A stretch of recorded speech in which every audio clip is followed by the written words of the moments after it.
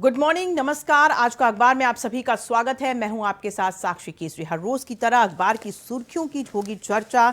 Hindustan, Navbharat times, Amar Ujala, Dainik Bhaskar क्या कहती हैं इन न्यूज़पेपर की सुर्खियां, इस पर करते हैं शुरुआत। और सबसे पहले शुरुआत करेंगे दिल्ली की जहांगीरपुरी में हुए हिंसा के अपडेट के साथ। जी हां, तमाम न्यूज़पेपर की हेडलाइंस बता रही हैं कि क्या है इस पर अपडेट। तो आपको बता दें कि दिल्ली के जहांगीरपुरी में हुई हिंसा में शामिल 5 आरोपियों को पर रासुका लगाया गया है, यानी राष्ट्रीय सुरक्षा कानून लगा दिया गया है। इनमें मोहम्मद अंसार है, सलीम है, इमाम शेख, दिलशाद और अहिर का नाम शामिल है।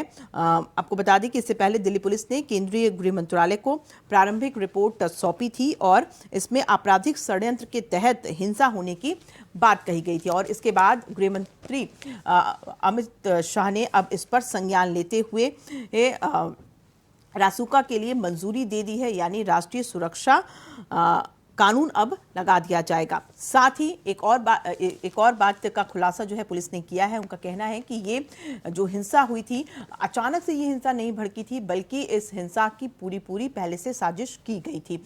सीसीटीवी फुटेज में ये पाया गया कि पहले से ही जिन आरोपियों को गिरफ्तार किया गया है, ये आरोपी उस सीसीटीवी फुटेज में नजर आ रहे हैं कि वो हथियारों, डंडों का जो है इकट्ठा कर रहे थे। घर के ऊपर छतों पर पत्थर वत्थर इकट्ठे किए जा रहे थे ताकि इससे हमला किया जा सके। तो ये एक नया खुलासा कि पहले से ही ये प्रायोजित था, साजिश किया जा रहा था और अब इसके पीछे के मास्टरमाइंड की तलाश पुलिस कर रही है। और इन आरोपियों के रिमांड के दिन भी बढ़ा दिए गए हैं ताकि पूछताछ में और आसानी हो सके। लोगों जो आरोपी हैं उनसे पूछताछ की जा सके और जो इसके पीछे मास्टरमाइंड है उसका खुलासा हो सके।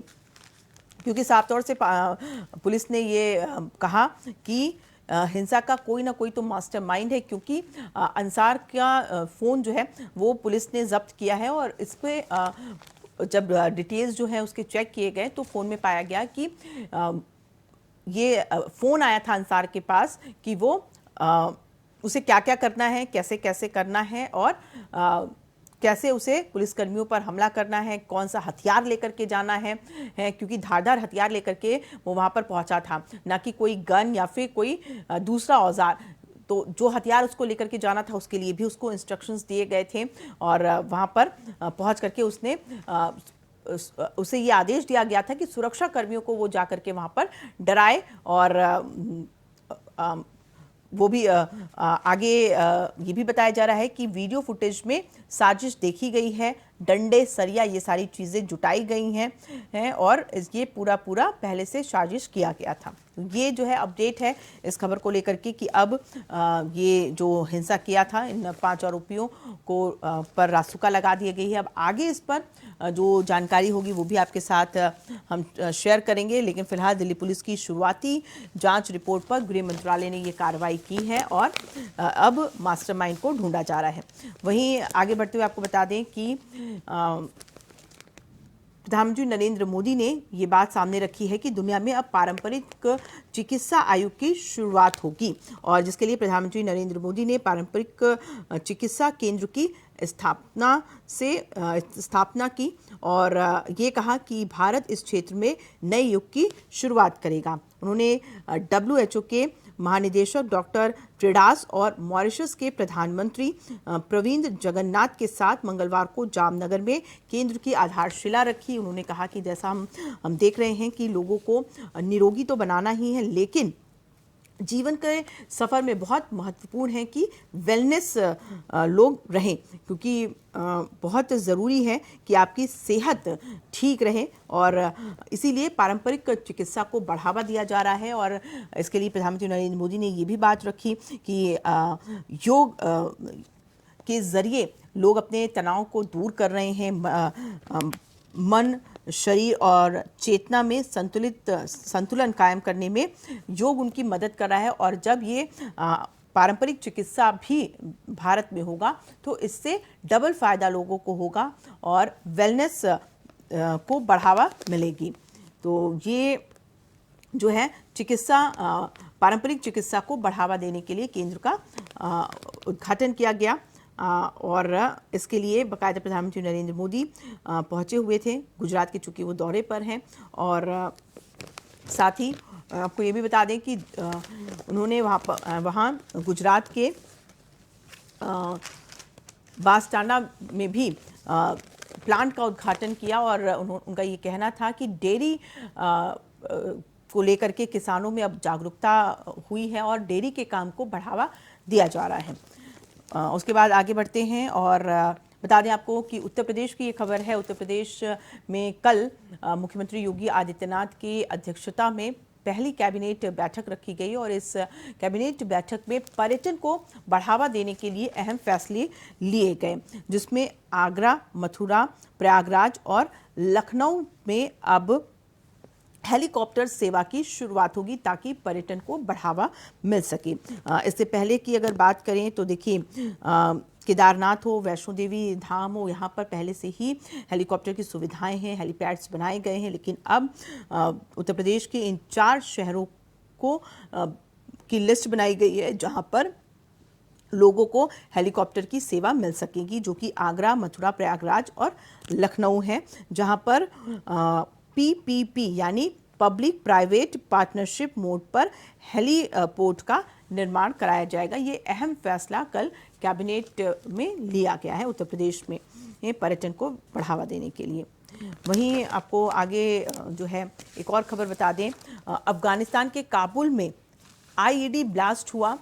जी हाँ, और ये ब्लास्ट जो है एक स्कूल के बाहर किया गया, जिसकी वजह से बताया जा रहा है कि जब छात्र कक्षाओं से बाहर आ रहे थे तभी एक के बाद एक 2 ब्लास्ट हुए। पुलिस ने बताया कि ये IED विस्फोटक था, आतंकवादियों ने इसे ब्लास्ट किया हुआ था और जैसे ही स्टूडेंट्स बाहर निकले अचानक से ये ब्लास्ट हुआ, जिसमें बताया जा रहा है कि 6 छात्रों की मौत हो गई, तो वहीं 24 छात्र घायल बताए जा रहे हैं इस ब्लास्ट में।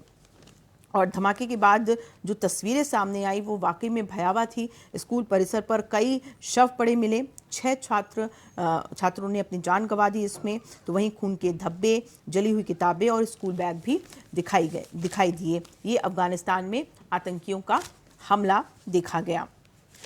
वहीं देखिए, दैनिक भास्कर की अगर बात करें तो बड़े बड़े अक्षरों में ये हेडलाइंस दिया गया है कि लू से राहत का दौर खत्म होगा, लेकिन 22 अप्रैल से फिर चढ़ने लगेगा गर्मी का पारा। जी हाँ, दिल्ली में अप्रैल महीने का औसत तापमान 40 डिग्री से ज़्यादा रह सकता है। ऐसा 120 सालों के बाद होगा और ये ऐतिहासिक रिकॉर्ड टूटेगी गर्मी की।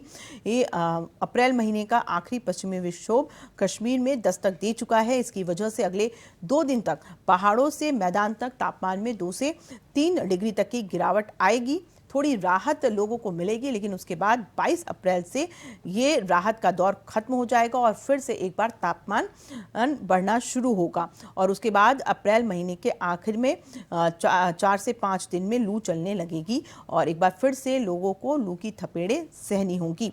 और ऐसा सिर्फ राजधानी दिल्ली में ही नहीं, बल्कि आपको बता दें कि पंजाब, हरियाणा, राजस्थान, उत्तर प्रदेश, गुजरात, महाराष्ट्र और मध्य प्रदेश में भी तापमान सामान्य से 3 से 5 डिग्री तक ज्यादा रहेगा।